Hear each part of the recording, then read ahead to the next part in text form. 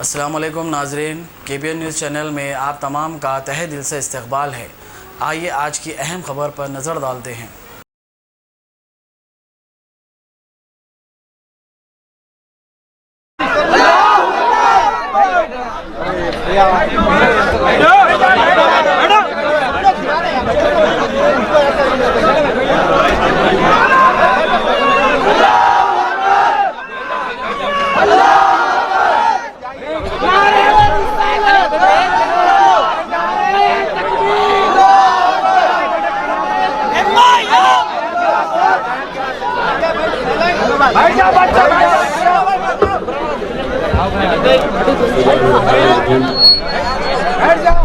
अस्सलामुअलैकुम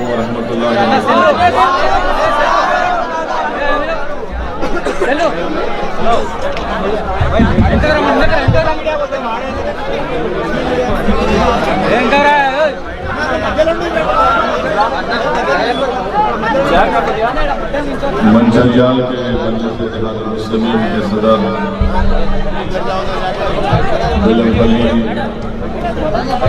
और मंचरियाल जिले के तमाम मजलिस इत्तेहादुल मुस्लिमीन के अरकान, सुदूर मोतमदीन मोअज़्ज़िज़ बुज़ुर्गान मिल्लत, मेरी इज़्ज़तदार माँ और बहनों, मेरे गयूर नौजवान साथियों, आप तमाम का शुक्रिया कि आपने अपना कीमती वक्त निकाल कर आज के इस इंतखाबी जलसे में आपने शिरकत की। मंचरियाल के 2 बल्दी हलकों से मजलिस इत्तेहादुल मुस्लिमीन के उम्मीदवार इंतखाबी मैदान में हैं, बेलमपल्ली से भी है। मेरी आप तमाम से दरख्वास्त है कि 22 जनवरी के दिन आप सुबह के अवलीन सातों में अपने घर से निकलकर पतंग के निशान पर मोहर लगाकर अपने इत्तेहाद और अपने सियासी शऊर का सबूत दीजिए। मैं आपसे बात बताने भी आया हूँ कि आपको मंचरियाल में मजलिस इत्तेहादुल मुस्लिमीन के अरकान बल्दिया की कामयाबी की बेहद ज़रूरत है। यकीनन मजलिस इत्तेहादुल मुस्लिमीन ने एक फैसला लिया था और हमने आपसे अपील की थी कि असम्बली के इंतखाबात में आप कांग्रेस और BJP को शिकस्त के, और मजलिस इत्तेहादुल मुस्लिमीन ने पार्लिमानी इंतखाबात में भी पूरे तेलंगाना में सिर्फ हैदराबाद की पार्लियामेंट की सीट से हमने मुकाबला किया और माबाकी 16 पार्लिमानी सीट पर मजलिस ने अवाम से अपील की कि BJP को शिकस्त देने के लिए आप यहाँ पर कांग्रेस को वोट मत दीजिए, बल्कि TRS के हक में अपने वोट का इस्तेमाल करिए। अल्लाह का फजल व करम रहा और अल्हम्दुलिल्लाह मजलिस की अपील को आपने कबूल किया और असम्बली के इंतखाबात में कांग्रेस को शिकस्त हुई और तेलंगाना की अवाम ने दोबारा TRS का इख्तियार उनको दिया। पार्लिमानी इंतखाबात में भी अल्हम्दुलिल्लाह हमने किसी हद तक BJP के बढ़ते हुए खत्मों को रोक दिया। मेरे अजीज दोस्तों और बुजुर्गों, ये असम्बली और पार्लियामेंट का इलेक्शन नहीं है, ये बल्दिया का इलेक्शन है और इसमें आप तमाम को अपनी पार्टी को, अपनी जमात को कामयाब करना बेहद जरूरी है। और मैं आपसे ये बताने आया हूँ कि आपको इस इंतखाबात में यहाँ से मजलिस के उम्मीदवार कामयाब होंगे तो यकीनन हम एक ज़मीनी सतह पर अपनी एक क़ियादत को मजबूत करेंगे और मेरा मकसद यही है कि ये यहाँ के मजलिस की मंचरियाल की बॉडी ना सिर्फ मंचरियाल बल्कि पूरे मंचरियाल ज़िले में वो यहाँ पर आपकी एक सियासी क़ियादत बने। ये एक सियासी प्लेटफॉर्म ज़रूर है जिसमें हमने हमेशा आवाम से कहा कि अपने मसलक और मकतब के इख्तलाफात से उठकर मिल्लत के बालादर मफाद में हमको अपने सियासी प्लेटफॉर्म को मजबूत करना है। ये आपका एक मरकज़ सियासी है, इसको आपके बुजुर्गों ने मजबूत किया। अब ये हमारी और नौजवानों की जिम्मेदारी है कि इस ताकत को, इस अमानत को आपको आगे लेकर जाना है। और यकीनन अल्हम्दुलिल्लाह मजलिस इत्तेहादुल मुस्लिमीन ने हिंदुस्तान की सियासत में आप तमाम की दुआओं की वजह से अपना एक मुकाम पैदा किया। जो लोग कल तक ये समझते थे कि सरजमीन हैदराबाद की ये सियासी पार्टी कभी पुराने शहर के गली कूचों से नहीं निकल पाएगी, मगर वही पुराने शहर के गली कूचों में बसने वाले गरीब अवाम ने, गयूर अवाम ने सारी दुनिया को और इस देश के तमाम लोगों को बता दिया कि हमेशा मजलिस को कामयाब किया। मजलिस ने पुराने शहर की गली कूचों से निकलकर तेलंगाना के तमाम जिलों में मजलिस ने अपनी एक ताकत और अपनी पहचान को पैदा किया। तेलंगाना से आगे मजलिस महाराष्ट्र में गई और आज महाराष्ट्र की असेंबली में मजलिस इत्तेहादुल मुस्लिमीन के 2 रुकने असेंबली मुंतखब होकर दोबारा जाती है। पार्लियामेंट का इलेक्शन हुआ तो मजलिस इत्तेहादुल मुस्लिमीन ने 30 साल के शिवसेना के एमपी को मजलिस के उम्मीदवार इम्तियाज जलील ने शिकस्त दी। जो काम लोग समझते थे कि औरंगाबाद में शिवसेना को शिकस्त देना नामुमकिन है, अल्लाह सुब्हानहू व तआला ने आवाम के दिलों में मजलिस की मोहब्बत को पैदा किया। लोग मुत्तहिदा मजलिस के उम्मीदवार के हक में इस्तेमाल किए, जिसमें हमारे दलित भाई बहन, मुस्लिम अक़लियत और औरंगाबाद की सेकुलर अवाम ने वो काम कर दिया जो लोग नामुमकिन समझते थे। फिर बिहार में मजलिस इत्तेहादुल मुस्लिमीन ने असेंबली के बाई इलेक्शन में किशनगंज की और तारीखी असेंबली सीट पर मजलिस इत्तेहादुल मुस्लिमीन ने बीजेपी को शिकस्त देकर वहां से अपने एमएलए को मुंतखब करवाया। उत्तर प्रदेश की सरजमीन पर आज मजलिस के 40 से ज्यादा अराकीन बल्दियां हैं। दास्ता की बल्दिया का चेयरमैन मजलिस इत्तेहादुल मुस्लिमीन का है। अभी हालिया 1 महीना पहले एक बाई इलेक्शन में मजलिस ने हिस्सा लिया तो मजलिस के उम्मीदवार को 22,500 वोट हासिल हुए और हम तीसरे नंबर पर रहे। मुझे यकीन है कि आने वाले वक्त में उत्तर प्रदेश में भी इंशाअल्लाह ताला वहां की विधानसभा में मजलिस इत्तेहादुल मुस्लिमीन के अराकीन असेंबली कामयाब होकर जाएंगे। झारखंड में पहली मर्तबा हमने इलेक्शन लड़ा और आपको जानकर खुशी भी होगी और हैरत भी होगी कि 11 असेंबली सीट पर मजलिस के उम्मीदवारों ने 12,000 से लेकर 29,000 तक वोट हासिल किए। पहली मर्तबा हम लड़े वहां पर और लोग ये समझ रहे थे कि ये कैसे मुकाबला करेगी कांग्रेस का, जेएमएम का, बीजेपी का, मगर हमारे नियतों में इखलास था। हमने रब्बुल आलमीन की जात पर हमेशा तवक्कल किया, आज भी कर रहे हैं और कल भी करते रहेंगे। और मजलिस की खासियत ये रही कि जब हमको कामयाबी नहीं मिलती तो हमारे हौसले पस्त नहीं होते, बल्कि हमारे हौसलों में एक नया जोश और जज्बा पैदा होता है। और जब हमको कामयाबी मिलती तो हम पूरी कोशिश करते हैं कि गुरूर और तकब्बुर हमारे करीब ना आए, बल्कि इखलास के साथ पहले से ज्यादा काम किया जाए। आखिर क्या वजह है कि ये जमात जिसको लोग मुखालिफीन मजलिस कहते थे, ये हैदराबाद के पुराने शहर के गली कूचों की जमात है। आखिर क्या वजह है कि अल्लाह सुब्हाना व तआला इसको एक मुकाम और एक उरूज दे रहा है हिंदुस्तान की सियासत में? आखिर वो कौन सी बात है जो गरीब और मजलूम को मजलिस के पैगाम को समझकर उसके तरफ खींचे चले आती हैं? आखिर वो क्या बात है, क्या चीजें हैं जो आज नौजवान मजलिस को अपनी पहचान, अपनी ताकत और अपनी शान समझता है?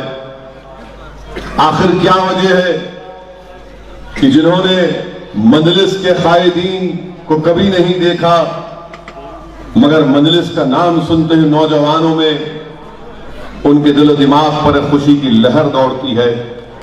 मेरे अजीज दोस्तों, उसकी वजह यह है कि नौजवान, हमारे बुजुर्ग, हमारी माँ और बहनें जान चुकी हैं वो भारत में जो कुछ जुल्म और नाइंसाफी को देख रहे हैं और जिस तरीके से फिरका परस्त ताकतें इख्तिदार की कुर्सियों पर बैठकर इंसाफ की जगह नाइंसाफी कर रहे हैं, तो सब ये जान चुके हैं कि जब उनके पास ताकत है तो हमारे पास भी सियासी ताकत होना जरूरी है।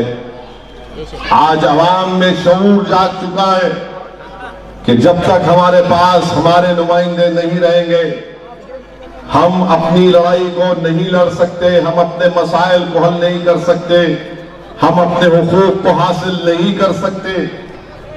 और आज यही वजह है मेरे अजीज दोस्तों, मेरी इज्जतदार मां और बहनों, कि हिंदुस्तान की, भारत की लोकसभा में 540 की भारत की लोकसभा में मजलिस के सिर्फ 2 ही रुकने पार्लिमान है, मगर अल्लाह का इतना बड़ा फजल करम है, आपकी दुआएं इसमें शामिल है कि मजलिस के एमपी की हर तकरीर को बड़ा बारीकी से सुना जाता है और लोग उसको सुनते भी हैं और मुखालिफीन मजलिस उसको तनकीद का निशाना भी बनाते हैं। और आज आप देखते हैं कि हिंदुस्तान की, भारत की पार्लियामेंट में मुझे सिर्फ 5 या 6 मिनट बोलने का मौका मिलता, मगर ये सिर्फ अल्लाह का करम है, सदका है नबी करीम सल्लल्लाहु अलैहि वसल्लम का, दुआएं हैं अहले दिल की कि उस 5-6 मिनट में हम हिंदुस्तान की पार्लियामेंट के दरो दीवार को हिला के रख देते हैं अपने दलाइल से।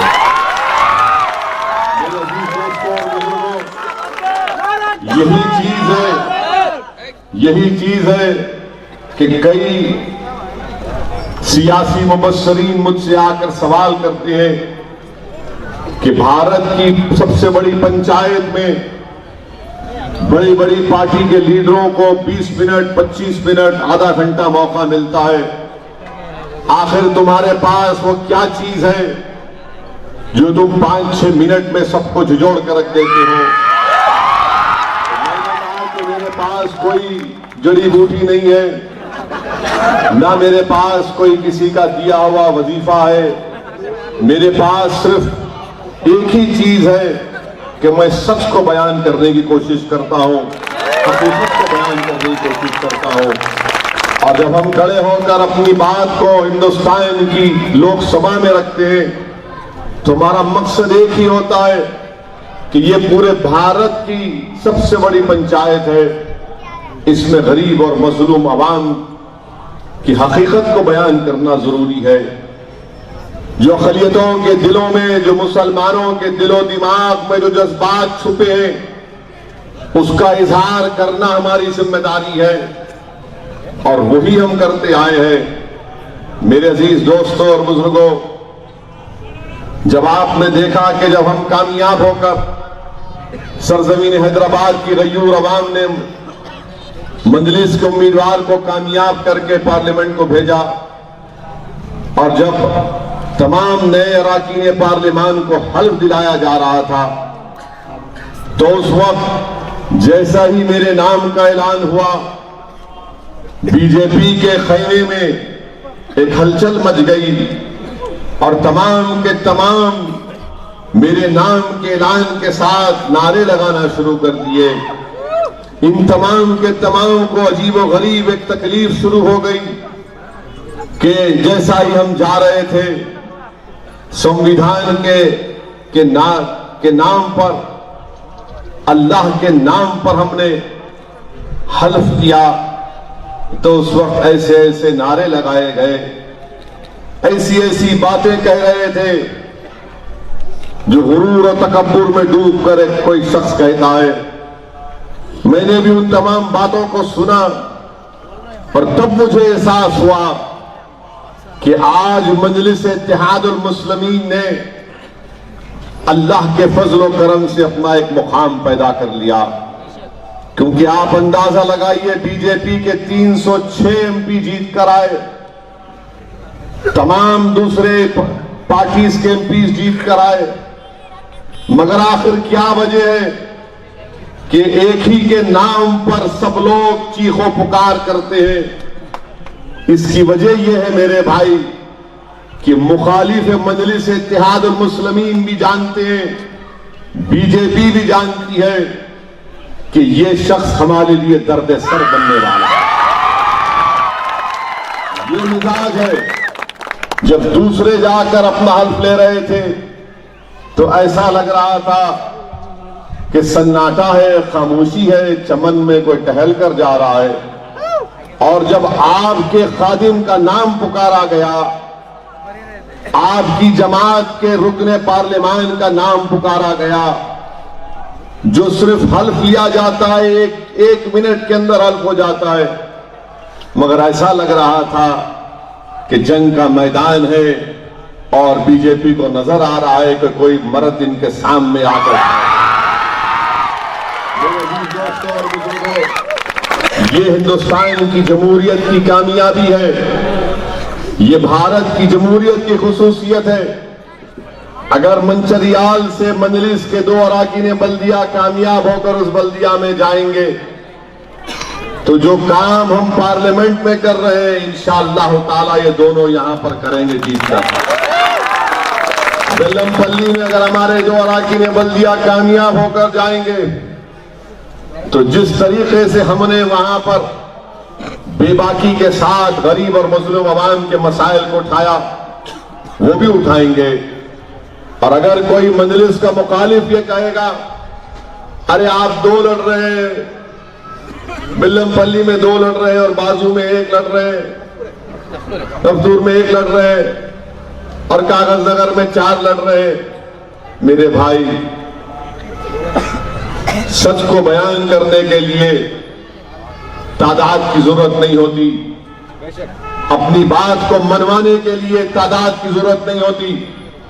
सच को बयान करने के लिए, हक को बयान करने के लिए सबसे बड़ी चीज जिसकी जरूरत पड़ती है वो है इखलास की। और इखलास कब पैदा होता है? जब आप अल्लाह की जात पर अटूट तवक्कल करते हैं।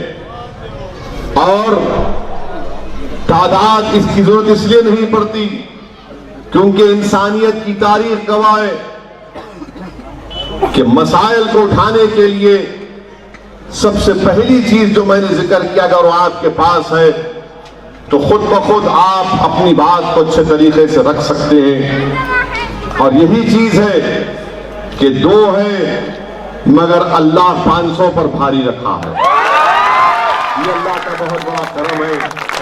बल्कि ये सिर्फ ये मजलिस की वजह से है या असदुद्दीन ओवैसी की इनफरादी इसमें कोई काबिलियत नहीं है।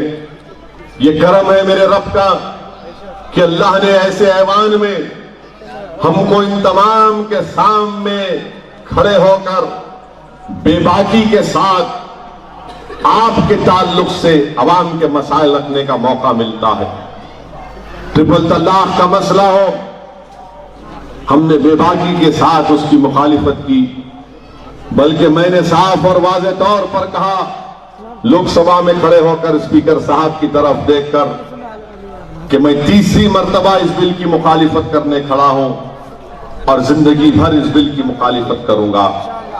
लोग ताज्जुब में थे कि ये क्या कह रहा है। मैंने कहा हाँ, जो हमारे संविधान, हमारे दस्तूर, हमारे कॉन्स्टिट्यूशन के खिलाफ है मैं उसके खिलाफ खड़े रहूंगा।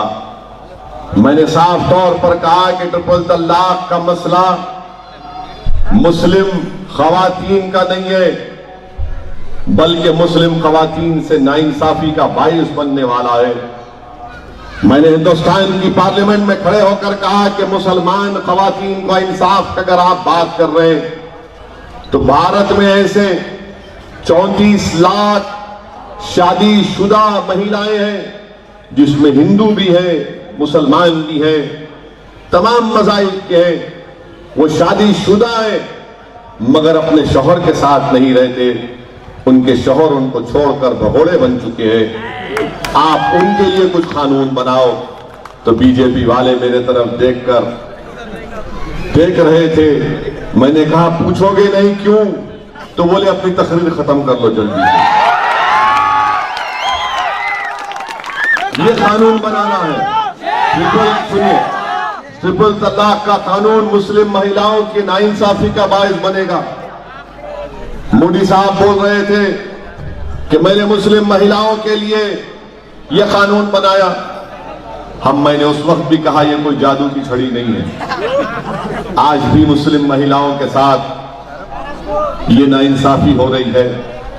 ये समाज की बुराई है, जहज समाज की बुराई है। बच्चियों पे जुल्म होता है, ये समाज की बुराई है। बुराई का खात्मा कानून से ज्यादा, कानून बनाने से ज्यादा मर्दों को सुधारने की वजह से होगा। जो मर्दों की ज़हनियत है उसी वजह से औरतों पर जुल्म होता है। मेरे भाई, ये बात हमने रखी। फिर एक टेररिज्म का कानून का बिल लाया गया था, अनलॉफुल एक्टिविटीज प्रिवेंशन एक्ट। किसने उसकी मुखालिफत की? पार्लियामेंट में मजलिस ने की। यह कानून की तायीद किसने की? क्या कानून है मालूम आपको? ये कि दिल्ली में एनआईए का कोई इंस्पेक्टर बैठकर एक लिस्ट जारी कर देगा कि मंचरियाल के जैद बकर ये टेररिस्ट है, टेररिस्ट के लिस्ट में उनका नाम लिख देगा, बगैर किसी कोर्ट के फैसले के लिख देगा। एक ऑर्डर जारी कर देगा एनआईए का इंस्पेक्टर के मंचरियाल में किसी की जायदाद को जब्त कर लिया जाए, कॉन्फिस्केट कर लिया जाए। हमने उसकी मुखालिफत की, पुरजोर तरीके से मुखालिफत की। मैंने दलाइल दिए, मैंने लोकसभा में खड़े होकर यह बताया कि अमेरिका में अगर पेट्रियट एक्ट लगता है तो 9 दिन डिटेंशन टाइम है। बर्तानिया का जो उनका टेररिज्म का कानून है, डिटेंशन का टाइम 28 दिन का है। मगर इंडिया वो वाहिद कंट्री दुनिया में है जो इस तरह का एक काला कानून है जिसमें डिटेंशन टाइम पुलिस को 120 दिन का मिलता है। ना ये 120 दिन, बताइए आप ये क्या है? ये तो फ्रीडम, अरे आर्टिकल 14, आर्टिकल 21 का वायलेशन है। मगर जब यह कानून बनाया जा रहा था, मैंने दलाइल देकर कहा कि ये अनकॉन्स्टिट्यूशनल है। और आप जानते हैं कि जब कभी भी टेररिज्म का कानून इस्तेमाल हुआ, गलत इस्तेमाल हुआ, यह कानून इस्तेमाल हुआ मुसलमानों पर, दलितों पर, आदिवासियों पर, और जो कोई भी हुकूमत के खिलाफ इंटेलेक्चुअल है उसके खिलाफ इस्तेमाल होता है। मिसाल के तौर पर पूना में भीमा कोरेगांव का वाकया हुआ। हर साल दलित हमारे भाई भीमा कोरेगांव की जंग को याद करते वहां जमा होते। आज से 2 साल पहले वहां पर गड़बड़ हुई, उन लोगों पर मुकदमा आयद कर दी जाए, यूएपीए लगा दिया गया।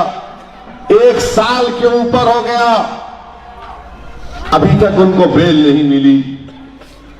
पूना की पुलिस प्रेस कॉन्फ्रेंस करके कहती है कि जिनको हमने दलित के जिम्मेदारों को, दलित समाज के एक्टिविस्ट को गिरफ्तार किया, वो लोग प्रधानमंत्री को खत्म करने की साजिश कर रहे थे। मैंने फौरन पूना के वकीलों को फोन किया और उनसे कहा कि भाई जो कोर्ट के डॉक्यूमेंट्स मेरे को भिजाओ। जब कोर्ट के डॉक्यूमेंट्स में पढ़ा, उसमें कहीं पर भी ये नहीं लिखा था कि प्राइम मिनिस्टर को खत्म करने की साजिश कर रहे हैं। मगर पुलिस ने प्रेस कॉन्फ्रेंस कर दिया, मीडिया ने कैरी कर दिया और लोगों का जहन बन गया, रे ये लोग तो वो करना चाह रहे थे मगर हकीकी डॉक्यूमेंट जब कोर्ट के देखे तो कहीं पर कुछ भी नहीं लिखा। कांग्रेस पार्टी ने इस कानून की तायीद की। कांग्रेस पार्टी ने इस यूएपीए के तरमीम में अमेंडमेंट में तायीद की और बड़ी बड़ी बातें कांग्रेस पार्टी करती है, मगर वहां पर मोदी का साथ दिए। और मुझे अच्छी तरह याद है कि शायद राजस्थान का एक जेल में एक लड़का था, 9 साल के बाद कोर्ट ने उसको बरी किया। जब वो वापस अपने गांव को गया, उसको मालूम हुआ कि उसकी अम्मा का इंतकाल हो गया, तो वो शख्स दौड़ता हुआ कब्रिस्तान को जाकर देखा अम्मा की खबर कहां है, और अम्मा की खबर पर सर रखकर रोना शुरू कर दिया कि अम्मा मैं 9 साल के बाद घर को आया और तू यहां पर नहीं है मेरे लिए इस्तकबाल करने के लिए। ये कानून की हमने मुखालिफत की। मेरे भाई, ये क्यों मुमकिन हो रहा है? क्योंकि आपने वोट डालकर मुझे कामयाब किया। कोई आसमान से लोग उतर कर नहीं आए, कोई जमीन से निकल कर नहीं आए, बल्कि आपने मुझे कामयाब किया, इसलिए हम लड़ सक रहे हैं। लोग पूछते हैं कि तुम दो क्या करते? अरे हम दो क्या कर सकते नहीं कर सकते वो वक्त बता रहा है, मगर कम से कम आपकी आवाज तो है, आपकी पहचान तो है, आपके इत्तेहाद की निशानी हूं मैं। आपके दिलों में जो धड़कता हुआ दिल है, जो तड़प है, उसको बयान करने की कोशिश करने वाला हूं मैं। ये काम मजलिस इत्तेहादुल मुस्लिमीन करती आई है। इसीलिए आपसे गुजारिश करने आया हूं कि 22 तारीख के दिन निकलकर अपने वोट का इस्तेमाल करिए। ये इंतखाबी जलसा जरूर है, मगर मैं ये समझता हूं कि आज के इस जलसे में उस मौजू का भी जिक्र करूं जो पूरे मुल्क में अवाम में तशवीश का बाइस बना हुआ है। और उस मौजू पर पूरे मुल्क में एहतजाज हो रहा है। दिल्ली के शाहीन बाग में पिछले 1 महीने से कड़ाके की सर्दी में खवातीन ठहर कर बैठकर एहतजाज कर रही है। तेलंगाना हो, आंध्रा हो, तमिलनाडु हो, केरला हो, गोवा हो, महाराष्ट्र हो, बिहार हो, उत्तर प्रदेश हो, नॉर्थ ईस्ट हो, पूरे मुल्क में CAA, NPR और NRC के खिलाफ एहतजाज हो रहा है। मजलिस इत्तेहादुल मुस्लिमीन ने भी जब पार्लियामेंट में बिल लाया गया था, मैंने दलाइल के साथ इस बात को भारत के लोगों को बताया कि ये हमारे संविधान के खिलाफ है। आप बताइए कि हमारे मुल्क की पार्लियामेंट में कभी भी इस तरह का काला कानून नहीं बना, जो मजहब की बुनियाद पर कोई कानून पार्लियामेंट में नहीं बना आज तक, कि मुसलमान को नहीं मिलेगा। इस तरह का कोई कानून 70 साल में नहीं बना। ये काला कानून वजीर आजम नरेंद्र मोदी की हुकूमत ने किया। ये हमारी जमहूरियत का काला दिन था जब पार्लियामेंट के अंदर एक ऐसा कानून बनाया गया कि मुसलमान को नहीं दिया जाएगा। मैंने पार्लियामेंट में कहा कि मुझे गम और तकलीफ इस बात का नहीं है कि अफगानिस्तान, पाकिस्तान, बांग्लादेश से कोई मुसलमान नहीं आएगा। मुझे तकलीफ इस बात का है कि आप हम पर शक करते हैं, आप मजहब के नाम पर हमको दूर रखना चाहते हैं। अगर मैं मुसलमान हूं तो क्या मैंने कोई गुनाह किया? अगर मैं मुसलमान हूं तो क्या मैं खराब हूं? अगर मैं मुसलमान हूं तो क्या मैं इस भारत का अव्वल दर्जे का शहरी नहीं हूं?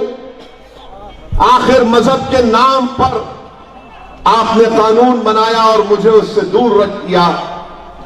मैंने उस पार्लियामेंट के दरो दीवार को देख रहा था, मुझे याद आ रहे थे अल्लामा फजल खैराबादी रहमतुल्लाह अलैह, जिनको काला पानी की सजा हुई थी। अल्लामा फजल खैराबादी ने सावरकर की तरह 3-3 माफीनामे लिखकर नहीं दी अंग्रेजों को। अल्लामा फजल खैराबादी ने अंग्रेजों से माफी नहीं मांगी। अल्लामा फजल खैराबादी ने कहा कि अगर अल्लाह मेरे मुकद्दर में फांसी लिखा है तो मैं कलमा पढ़कर उस फांसी के फंदे को चूम कर अपनी जान को कुर्बान कर दूंगा। अल्लामा फजल खैराबादी ने इस मुल्क को आजाद कराने के लिए अंग्रेजों की गुलामी से आजाद कराने के लिए अल्लामा फजल खैराबादी ने अपनी जान को कुर्बान कर दिया। मुझे याद आ रहे थे वो माल्टा की जेल में हमारे बुजुर्ग जो मसाइब और मुश्किलात का सामना करते थे। मुझे याद आ रहे थे सन 57 की जंग आजादी के मुजाहिदीन, हमारे मोअज़्ज़िज़ उलमाओं ने जिन्होंने अंग्रेजों के खिलाफ जिहाद का फतवा दिया था। और तारीख गवाह है कि दिल्ली से लेकर मौजूदा लाहौर की जो रोड है, उस रोड के दोनों जानिब जो पेड़ थे वहां पर मुस्लिम उलमाओं की लाशों लटक रही थी जिनको अंग्रेजों ने फांसी पर लटकाया था। मुझे याद आ रहे थे कि मोहनदास करमचंद गांधी को अगर किसी ने महात्मा का खिताब दिया तो हमने दिया था। महात्मा गांधी के साथ मौलाना आजाद, जौहर बरदरान और ऐसे कई बड़े बड़े बुजुर्ग थे जिन्होंने मिलकर इस मुल्क को आजाद करवाया। और आज 70 साल के बाद हमसे कहा जा रहा है कि मजहब के नाम पर कानून बनाएंगे सिटीजनशिप का, मगर मुसलमान को उसमें नहीं रखेंगे।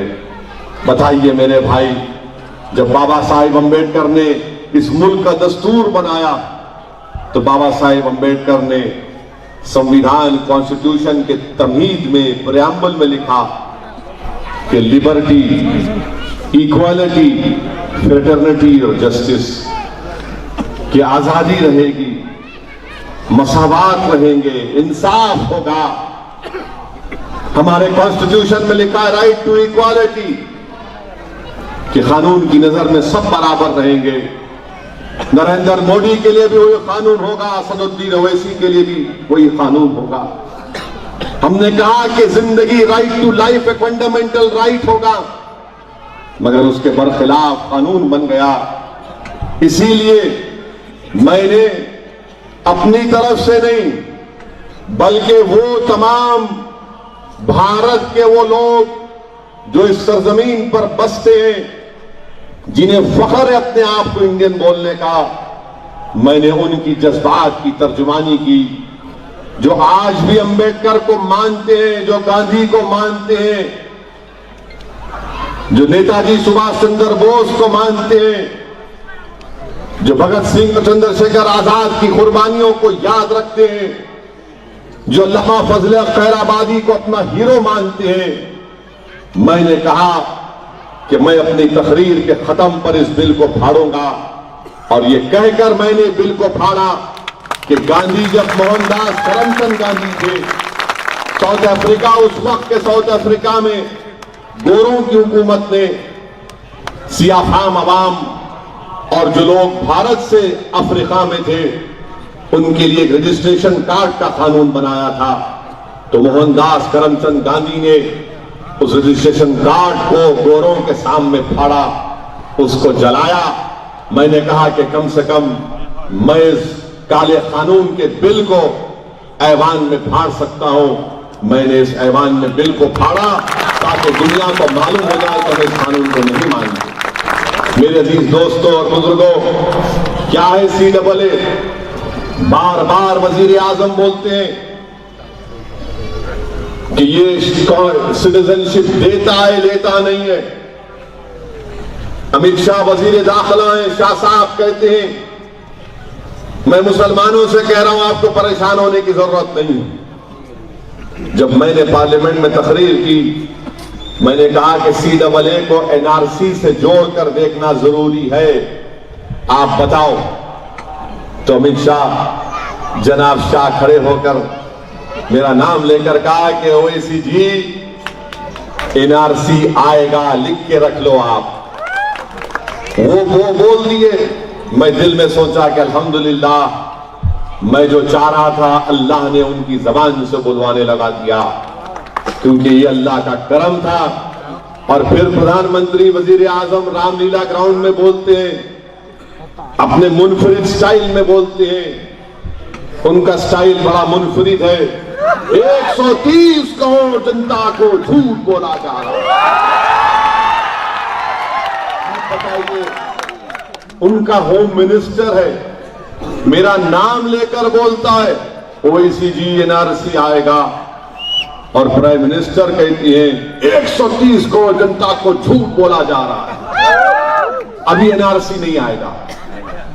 अमित शाह बोलते अभी तो एनआरसी का डिस्कशन ही नहीं है भाई। तो रिपोर्टर ने पूछा कि क्या खत्म होगा, बोले मैंने कहा ये, यानी मकसद क्या है कि अभी नहीं है मगर कल होगा।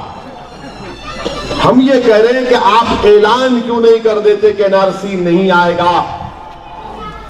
CAA क्या है? CAA ये है कि जो पाकिस्तान, अफगानिस्तान, बांग्लादेश से जो रेफ्यूजीज आए सिवाय मुसलमान के, उनको सिटीजनशिप देंगे। हम ये कह रहे हैं कि अगर वो मजलूम है तो दो उनको आप, मगर मजहब के नाम पर मत दो। अच्छा, हैरत की बात यह है कि श्रीलंका के हिंदू तमिलनाडु में रह रहे हैं करीब 5-6 लाख, उनको नहीं देते। क्यों नहीं देते? क्योंकि वो द्रविडियन है। आपको आर्यंस की फिक्र है खाली। साउथ इंडिया में, तमिलनाडु में, और चीन को नहीं शामिल किए। आज चीन में हिंदुस्तान का एक बहुत बड़ा जमीनी हिस्सा चीन कब्जा करके पार्लियामेंट का रेजोल्यूशन है एक्साइज चीन के बारे में, मगर चीन को नहीं रखते। क्यों नहीं रखते? क्योंकि डर होता है इन लोगों को चीन से। रखना था ना चीन को भी कर देना था टिन टनाटन, मगर नहीं रखे। एक्साइज चीन के पास है, वो भी तो भारत का हिस्सा है ना। तो क्या खाली रेजोल्यूशन रहेगा? बोलना था जो चीन से आना चाह रहा हम देंगे सिटीजनशिप, क्योंकि वो हमारा जमीन पर कब्जा करके बैठा है। वहां 56 इंच का सीना नहीं दिखाते। अब आप बताइए CAA क्या करेगा? उसके लिए NPR होगा। NPR क्या है? अगर आपको ये मालूम तो नहीं बोलता हूं, आपको मालूम NPR? मैं ज्यादा बोर नहीं करना चाह रहा हूं आप लोगों को। सुनना चाहेंगे आप? NPR ये है कि मंचरियाल में एक गवर्नमेंट का सेक्शन ऑफिसर आएगा आपके घर को, आके नाम पूछेगा, घर में कितने लोग हैं, लिख लिया, नाम बोलो, लिख लिया। फिर एक सवाल करेगा कि आपके अम्मा अब्बा कहां पैदा हुए, उनकी तारीख पैदाइश क्या है। उसके बाद आपसे पूछेगा आधार कार्ड है, आप बता दिए, ड्राइविंग लाइसेंस बताओ, इलेक्ट्रल आईडी कार्ड बताइए, बता दिए, आधार है वो बता दो। उसके बाद ये डेटा लेकर फिर आप कौन सी जबान बोलते? तेलुगु बोलते। अगर तेलुगु बोलते तो आंध्रा की बोलते, तेलंगाना की बोलते। उर्दू बोलते तो दक्षिणी बोलते या फिर लखनऊ की उर्दू बोलते। ये सवालात लिख लेगा, वो चले गए। उसके बाद ले जाकर उनसे जो थोड़ा बड़ा ऑफिसर है, उन्हें भी लो लेवल का, उन्होंने बैठकर ये फैसला करेंगे कि ये आदमी जिसका नाम असद है, इन्हें डाउटफुल सिटीजन है। मैं 2003 के रूल्स को बता रहा हूं आपको, और मैं चैलेंज कर रहा हूं बीजेपी के तमाम जिम्मेदारों को। अगर मैं झूठ कह रहा हूं तो मेरी झूठ को साबित करो।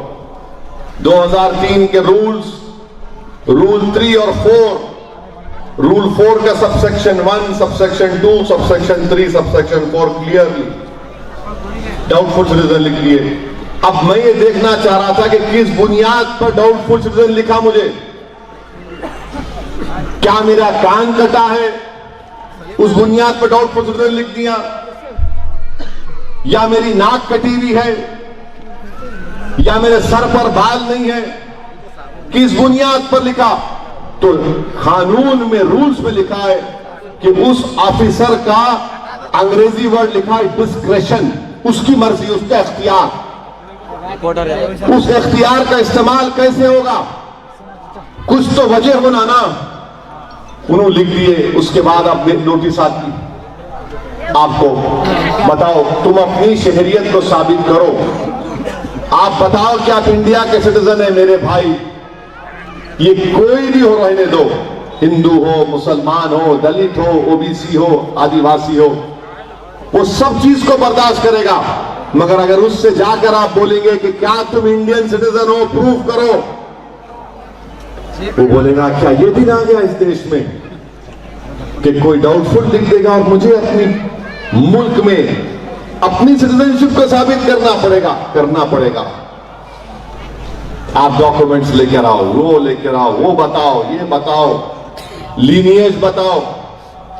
मेरे भाई, उसके बाद एक लिस्ट लगेगी मंचरियाल के किसी बल्दिया के दफ्तर में, और लिस्ट के ऊपर किसी का नाम आया तो नाम के ऊपर जाकर कोई ऑब्जेक्शन फाइल कर सकता है, एतराज कर सकता कि नहीं, मेरे को शक है, इसके ऊपर ऑब्जेक्शन है।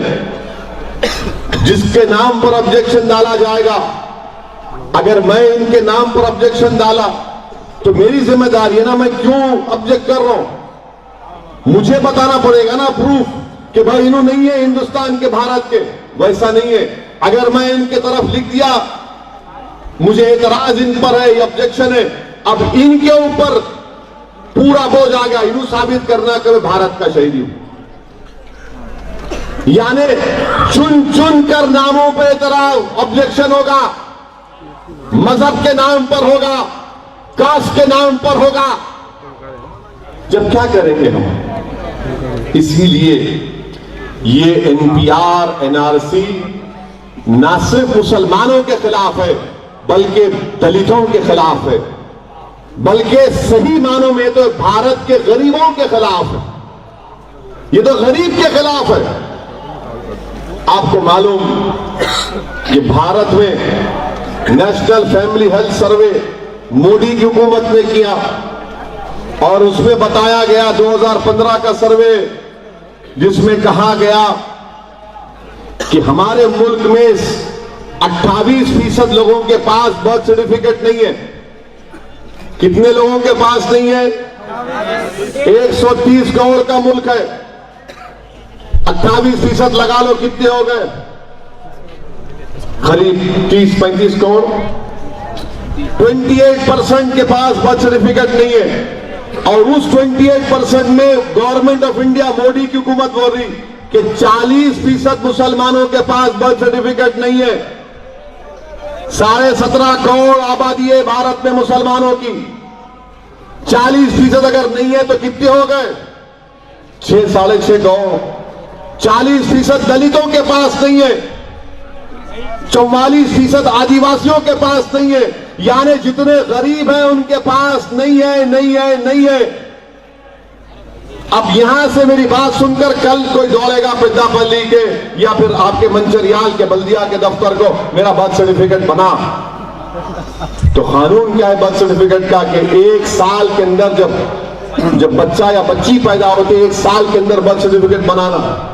अगर नहीं बनाए तो कलेक्टर के पास कार्रवाई जाती, स्पेशल मजिस्ट्रेट के पास, आपको फाइन भरना पड़ता, जुर्माना भरना पड़ता। तो होगा क्या? करप्शन बढ़ेगा, एजेंट खड़े हो जाएंगे, 4,000 रुपए दो, बर्थ सर्टिफिकेट लो, 5,000 रुपए दो।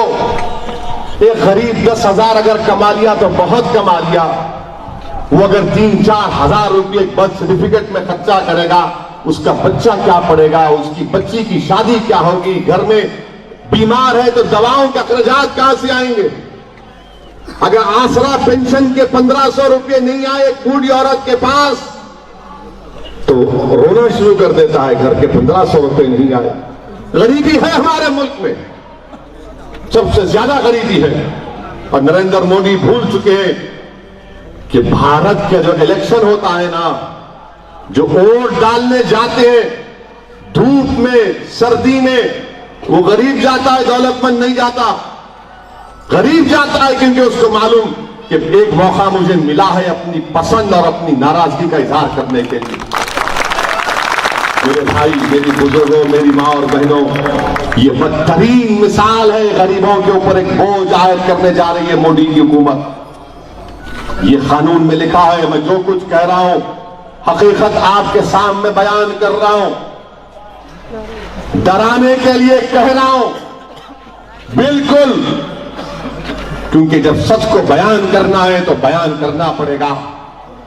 अगर एक मुसीबत आने वाली है तो मैं खड़े होकर झूठ तो नहीं बोल सकता ना।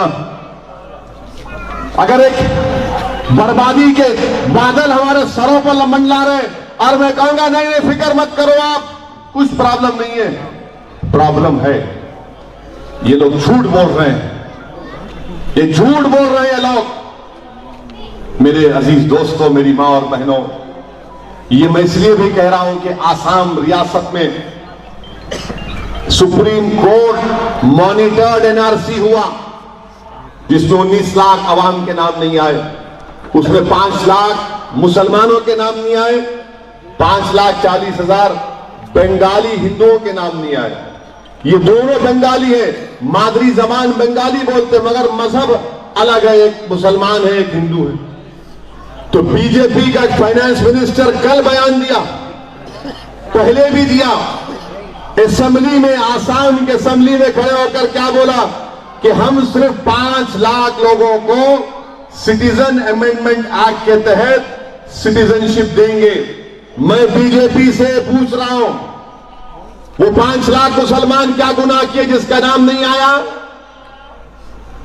वो 5 लाख मुसलमान उनको नहीं दोगे जो 5 लाख बंगाली बोलने वाले, दोनों बंगाली बोलने वाले, पर मजहब हिंदू है, एक मुसलमान है, उनको देंगे, आप मुसलमान को नहीं देंगे। मुसलमान को फॉरेनर्स ट्रिब्यूनल में अपना केस लड़ना पड़ेगा, उस कोर्ट में जाकर लड़ना पड़ेगा, उसके बाद डिटेंशन सेंटर में डाल दिया जाएगा। मेरे भाई, मेरी इज्जतदार और मां और बहनों, जो आसाम में हुआ वो भारत में करना चाहते हैं लोग। तो प्राइम मिनिस्टर ने गलत कहा, झूठ कहा कि ये सिटीजनशिप देता है, लेता नहीं है। अरे आप आसाम में दे रहे हैं और मुझे महरूम कर रहे हैं। और जब एनपीआर एनआरसी पूरे मुल्क में होगा, गरीब परेशान होगा, गरीब नुकसान उठाएगा, गरीब डाउटफुल सिटीजन बनेगा। मेरे भाई, मेरे बुजुर्गों, इसीलिए हमने तेलंगाना के चीफ मिनिस्टर वजीर आला के पास जाकर के चंद्रशेखर राव साहब से मिलकर हमने कहा कि एनपीआर और एनआरसी एक है। चीफ मिनिस्टर ने मुझसे पूछा, बताओ कैसा एक है?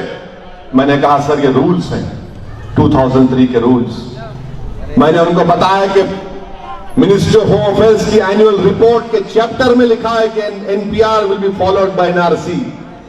मैंने पार्लियामेंट में जो मिनिस्टरों के जवाब को बताया कि सर बीजेपी के मिनिस्टर कह रहे हैं कि NPR will lead to NRC. Akbaruddin Owaisi ने आरटीआई का एप्लीकेशन बताया हैदराबाद में कि हैदराबाद में 28% लोगों के पास बर्थ सर्टिफिकेट नहीं है। हमने चीफ मिनिस्टर से कहा कि आपकी हुकूमत है ये, मगर इसमें हमारा भी हिस्सा है। आपकी हुकूमत से हम मुतालबा करते हैं कि एनपीआर पर आप स्टे लगाइए। अगर ये सब झूठ बोल रहे हैं दूसरे लोग, एनआरसी पे स्टे लगाएंगे, एनआरसी नहीं होगा। एनपीआर होगा तो एनआरसी होगा। एनपीआर एनआरसी एक सिक्के के 2 रुख हैं, याद रखो आप। वो बिहार के नीतीश कुमार नाटक कर रहे हैं, नाटक। बोलो नीतीश कुमार, तुम एनपीआर नहीं करोगे तो एनआरसी नहीं होगा। झोल झाल की जबान में बात कर रहे हैं, अल्फाज चाप कर बात कर रहे हैं। मेरे भाई, यकीनन एनपीआर होगा तो एनआरसी होगी। इसीलिए हमने चीफ मिनिस्टर से कहा कि एनपीआर पर आप स्टे लगाइए। मैं आज मंचरियाल में खड़े होकर इस आवाम से पूछना चाहता हूं, क्या आपका भी यही मुतालबा है कि के चंद्रशेखर राव एनपीआर पर स्टे लगाए? आप चाहते एनपीआर पर स्टे लगे? क्या मेरी मां और बहनें चाहती हैं कि एनपीआर पर स्टे लगे? अगर लगना चाहिए तो जरा कम से कम नारा नहीं लगा सके तो हाथ तो उठा दो। जरा वो छत पे बैठे उन्हें हाथ उठाओ। मैं चाहूंगा कि यहाँ पर जो हमारे इंटेलिजेंस के लोग हैं वो ना चीफ मिनिस्टर को इंटेलिजेंट बता दें। तो मंचरियाल की आवाम के चंद्रशेखर राव चीफ मिनिस्टर साहब से ये मुतालबा कर रही है कि एनपीआर पर स्टे लगना चाहिए। ये तेलंगाना के गरीबों के खिलाफ होगा।